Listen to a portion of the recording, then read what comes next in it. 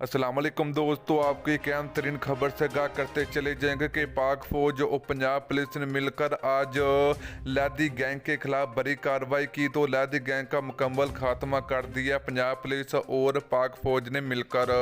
तो दोस्तों आज के इस वीडियो के अंदर आपको मुकम्मल तफसील आप लोगों को मिलेगी, तो आप लोगों ने लाजमी इस वीडियो को एंड तक देखना है।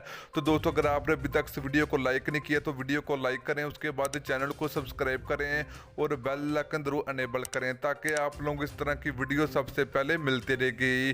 तो चलिए दोस्तों आपको बताते चलें कि आज पाक फौज और पंजाब पुलिस ने मिलकर लादी गैंग के खिलाफ बड़ी कार्रवाई की। तो लादी गैंग का मुकम्मल खात्मा कर दिया पाक फौज और पंजाब पुलिस ने मिलकर। तो दोस्तों ये पाकिस्तानियों के लिए बड़ी खुशखबरी है।